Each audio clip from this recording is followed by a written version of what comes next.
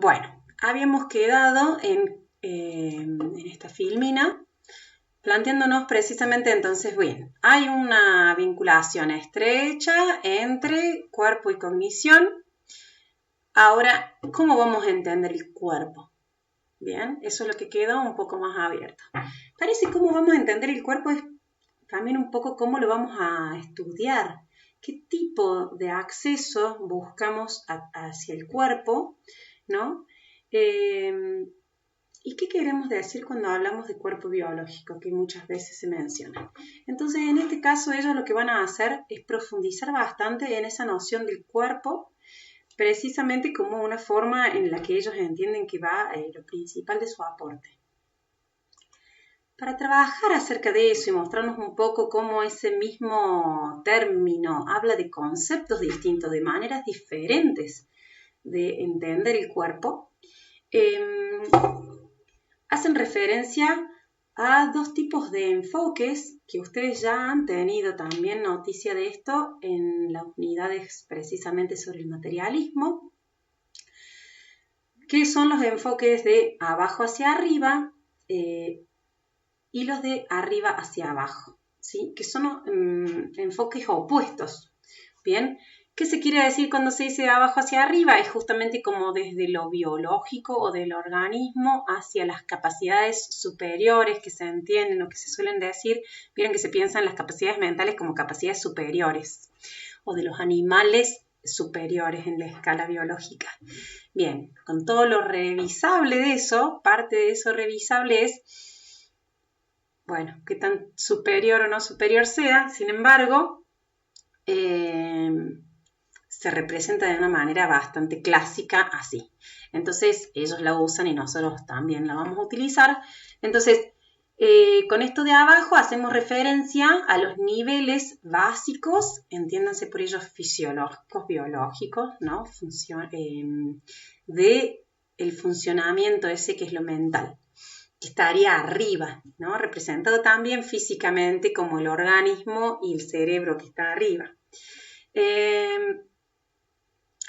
Entonces dice, en robótica, que se ha utilizado también para pensar no solo en los experimentos mentales, también en la ciencia de lo artificial, ¿sí? La inteligencia artificial ha sido muy pensada, muy utilizada para comprender la cognición o la inteligencia humana. Entonces lo que cuentan los autores de esto es que actualmente se está teniendo muy presente estos enfoques que van de abajo hacia arriba. ¿Qué quiere decir? Que se están primero construyendo máquinas, ¿sí? con motricidad, digamos, con capacidad de moverse, y que luego a partir de ahí ver qué posibilidades distanciar, qué tipo de cognición, ¿sí? qué formas cognitivas son posibles para esas máquinas. ¿Sí? Máquinas que se llaman técnicamente inactivas, ¿no? Igual que nosotros. Ellos hablan de la cognición inactiva. ¿Qué quiere decir? En la medida en que hay acción, hay cognición. En la medida que hay posibilidad de moverse. Y en ese sentido es que es profundamente inseparable la cognición del cuerpo, ¿sí? Solamente porque hay moción corporal, porque hay posibilidad de moverse, hay posibilidad de experimentar y de tener una reflexión sobre esas mismas capacidades, ¿no? Entonces, estas máquinas también, dicen en lo artificial, en la robótica, se está utilizando partir de ahí, partir de construir determinado hardware, digamos, determinada máquina física concreta, para ver qué capacidades de abstracción, pensaríamos nosotros, tienen, ¿no? Y dicen ellos los intentos que han ido por la vía opuesta, ¿no? De ir de arriba hacia abajo, o sea, de tratar de pensar que puedan realizar determinados tipos de capacidades cognitivas y después instalarlas en un sistema físico dado, no han funcionado, ¿no? Entonces ellos dicen, en la robótica actualmente se está teniendo conciencia de la importancia precisamente del cuerpo para la posibilidad esta funcional de percibir, de concebir el mundo, de pensar acerca del mundo, de reflexionar, ¿no? De tomar decisiones. Entonces dice, en ese sentido uno podría pensar o decir que hay como una concepción afín entre esta concepción que ellos hablaban recién de la robótica y que la ponen en términos de un autor que se llama Brooks, y la concepción de ellos. Pero atención, justamente dicen, no tendríamos que tan rápidamente creer que estamos hablando de lo mismo, ¿no? ¿Por qué? Precisamente por esto que decíamos, de que íbamos a prestar bastante atención a el concepto de cuerpo que se está teniendo presente. Entonces ellos dicen, el cuerpo, dentro de la concepción esta robótica, si bien está siendo tenido en cuenta y está siendo tenido tan en cuenta que consideran que primero hay que generar ese cuerpo físico para después ver cómo funciona, sin embargo, todavía en esa noción de cuerpo, el cuerpo es una máquina, ¿no? Y en eso no deja de ser parte de esa tradición cartesiana, dicen los autores, que precisamente veían el cuerpo como un mero autómata, como una suerte de máquina, a la cual una vez que se le introducía la mente o el principio ese psíquico, ¿no? Pasaba a funcionar y a ser humano. Pero en sí mismo el cuerpo era puramente mecánico, ¿no?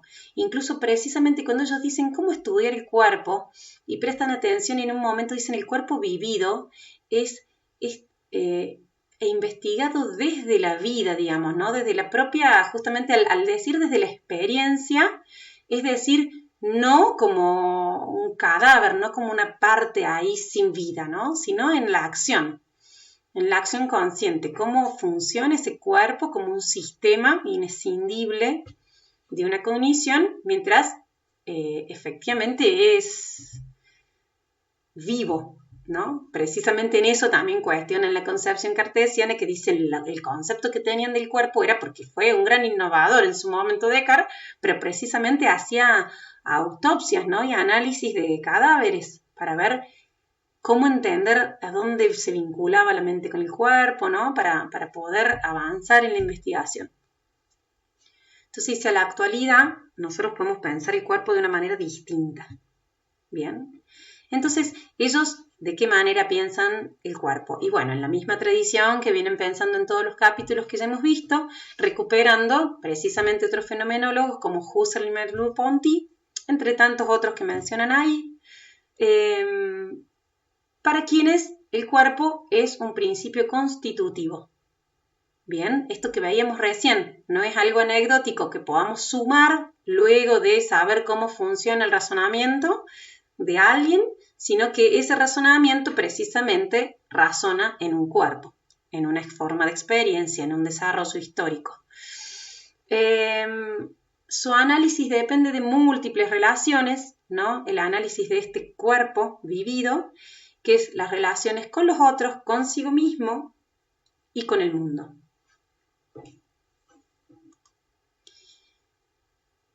Dicen, la contribución fenomenológica a una solución del problema mente-cuerpo no toma la forma de una teoría metafísica de la causalidad mental. ¿Se acuerdan esto en las unidades iniciales? Precisamente, sobre todo en la de dualismo, se pensaba, sí, en el epifenomenismo, ¿no? Que hay una causalidad del cuerpo hacia la mente, pero no de la mente hacia abajo, o si hay interacción causal entre mente y cuerpo. Bien, esto no, dicen los autores, nosotros no estamos pensando en eso, no vamos a resolver el problema planteando si hay interacción causal de qué tipo, no va por ahí. ¿Sí? ¿Por qué plantean esto? Bueno, porque ellos han recuperado. Hay mente en el sentido de haber capacidades cognitivas, que solemos nombrar como mentales, y necesariamente hay cuerpo. ¿Bien? Incluso en el título del libro, la mente fenomenológica, ¿no? Entonces, ¿qué quiere decir cuando recuperamos los conceptos mente y cuerpo? Dice, nos estamos recuperando una tradición como la dualista y una teoría en la cual son cosas diferentes que hay que ver cómo vinculamos. Bueno, dicen no. ¿Sí? Tampoco consiste su solución al problema mente-cuerpo en una explicación de cómo el cuerpo interactúa con la mente, sino que se trata de comprender en qué medida nuestra experiencia del mundo, nuestra experiencia del yo y nuestra experiencia de los demás están formadas e influidas por la corporalidad. ¿No? ¿En qué sentido la experiencia? Y en ese sentido la experiencia consciente. ¿Se acuerdan que ellos hablan de la conciencia y de la cognición, del objeto intencional de la conciencia? O sea, está todo muy vinculado. inescindiblemente vinculado, ¿sí?, entre el organismo cognitivo y subjetivo, experiencial, el entorno y los demás. Entonces, a través de este cambio de enfoque, también se repiensan y se cuestionan algunas de las distinciones que en primer lugar definen el problema mente-cuerpo, ¿no? Entonces, ¿ellos qué quieren decir? Su manera de responder es tratar de salirse de la lógica misma en la que está planteado el problema y no tener que elegir mente o cuerpo, sino poder repensar mente y cuerpo. ¿Cómo lo hacen? Precisamente en lo que estamos profundizando ahora, en esta concepción del cuerpo. Y en particular en su definición del cuerpo como cuerpo vivido, ¿sí? ¿Se acuerdan que hacían esa distinción entre un cuerpo vivido y un cuerpo objetivo? O cuando hasta ahora no lo habíamos mencionado así, sino que cuando hablábamos de Descartes, ellos lo ponen como justamente ese ejemplo del cuerpo objetivo, pensado como objetivo, frente al cuerpo vivido de la fenomenología. ¿Qué quiere decir esto? Precisamente el cuerpo objetivo es el cuerpo puesto como objeto teórico de reflexión, ¿no? Ellos precisamente no se interesan por eso, sino por el cuerpo como principio de experiencia, que ya lo hemos mencionado bastante en estos videos. Entonces, algo que importa es, recién decíamos, no se prenden a la discusión metafísica acerca de la interacción y de las vías de cuál causa qué, ¿sí? Mente o cuerpo, cómo se relacionan esos y cuál es la entidad o si hay una entidad prioritaria frente a la otra, sino que lo que le interesa, bien, no es la perspectiva justamente de las entidades involucradas o no involucradas, no son perspectivas en eso ontológicas, sino, como ya lo han dicho en otros capítulos también, le interesa lo fenomenológico, ¿bien? Le interesa pensar cuerpo y mente como dos modos fenomenológicos, ¿bien? Maneras de experienciar, hay dos maneras en esta cuestión del cuerpo como cuerpo vivido, el cuerpo como cuerpo objetivo, no se trata de dos cosas diferentes, como si fuera uno el cuerpo con la mente, el otro el cuerpo sin la mente, ¿o qué? ¿No? Sino pensarlo desde otra manera de la comprensión del cuerpo en experiencia. Entonces, ellos con cuerpo vivido hacen referencia que ya ha aparecido, creo, en otras... ha sido usado en el capítulo de agencia con seguridad. El concepto de cuerpo vivido es este de la perspectiva de primera persona, ¿bien?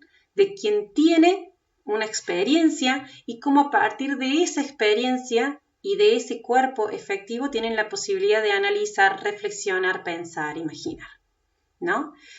Frente a esto, el concepto del cuerpo vivido, ellos adjudican más a la concepción, por ejemplo, cartesiana podría ser, o a la de la neurofisiología, sería la perspectiva de un observador, ¿no? De un investigador, del científico, el médico, el neurofisiólogo, quien va a observar un cuerpo para identificar en ese cuerpo partes o cuestiones de ese cuerpo, pero desde una mirada externa que lo toma como un objeto, bien, como un objeto teórico.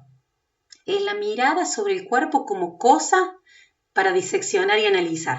¿Se acuerdan que yo les decía justamente esta anécdota sobre cómo trabajaba ya en su época muy de precursor y muy interesante Descartes, pero cómo eso determinó para ellos justamente esa mirada del cuerpo como una máquina, que cómo se vincula esto con esto, cómo opera el corazón que bombea la sangre y entonces el estómago, ¿no?